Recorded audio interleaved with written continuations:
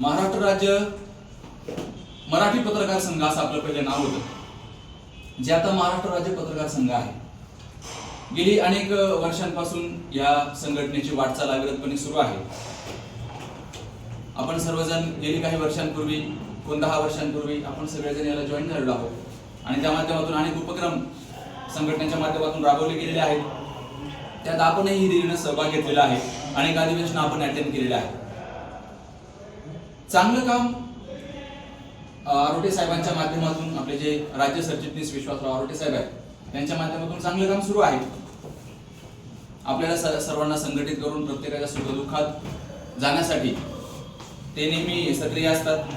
आपले संगमनेर तालुक्याचे उपाध्यक्ष स्वानंद चत्तर साहेब हे आता आपल्यात विराजमान झालेले आहेत. त्यांचं स्वागत.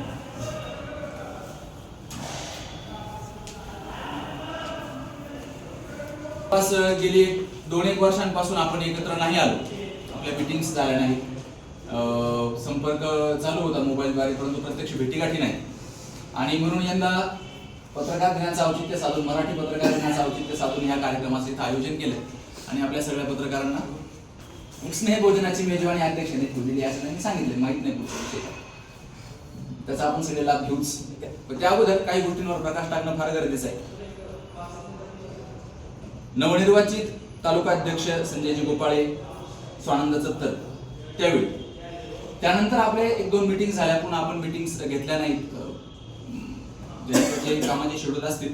परंतु एकत्र आलं की चांगलं वाटतं. विचारांची देवाणघेवाण होती, सुखदुःख आपल्याला कळतात, कोणाचे काही प्रॉब्लेम्स असतील ते आपल्याला इथं सोडवता येतात विचार विनिमयानं, किंवा वरिष्ठ असतील त्यांचं आपल्याला मार्गदर्शन मिळतं. काही योजना आहेत का, आपल्याला काही उपक्रम राबवायचे आहेत का, तर ते आपल्यात तो एक कम्युनिकेशन गॅप प्रचंड मोठा तयार झाला.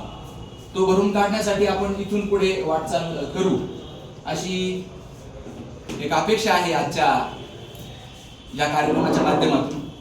माझ्याकडे वास्तविक आहे, पण मी थोडं सगळंच घेतले, त्याबद्दल दिलगिरी. इथं आपण सगळे आहात ज्येष्ठ,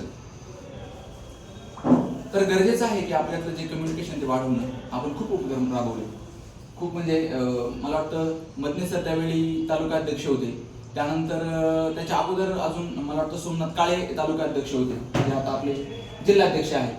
आपण त्यावेळी खूप उपक्रम राबवले. तुम्ही आल्यानंतर आपण राबवले, पण ती जी गती तुमच्याकडे, ज्या गतीसाठी ते चाक तुमच्याकडे दिलं होतं, ते चाकाला ब्रेक लागला आणि ती गती तशी पाहिजे अशी मिळाली नाही. मग त्याच्यामधले गिअर तुम्ही शोधा आता काय असतील ते, व ते जे रुकावट आलेली आहे, गतिरोधक आहे ते शोधा. आणि चांगले उपक्रम राबवणं खरंच गरजेचं. आपलं नाव खरंच खूप मोठं आहे, संघटना जुनी आहे, संघटना सगळ्याच असतात. आम्ही 2-3 संघटनांमध्ये आहोत. प्रत्येक संघटनेचं उद्दिष्ट हे चांगलंच असतं. ती संघटना तिच्या पातळीवरती चांगलंच काम करत असते, कुठलीही असो. आपल्याला कोणाला नाव ठेवण्याचा अधिकार नाही, कारण पत्रकारांसाठीच काम करणाऱ्या संघटना आहे. परंतु मग आपण आपल्या सदस्यांसाठी एकत्र येऊन काय करू शकतो, समाजासाठी आपण तसंही अविरतपणे झटतच असतो, त्यांच्या समस्या मांडत असतो. परंतु आता आपल्याच लोकांसाठी आपल्याला काय करता येईल?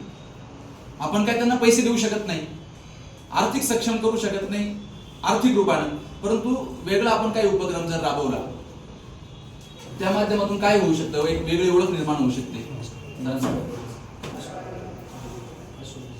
उद्योजक अशोकराव गोपाळे यांचं इथं आगमन झालेलं आहे. त्यांचंही महाराष्ट्र राज्य पत्रकार संघाच्या वतीनं स्वागत आहे.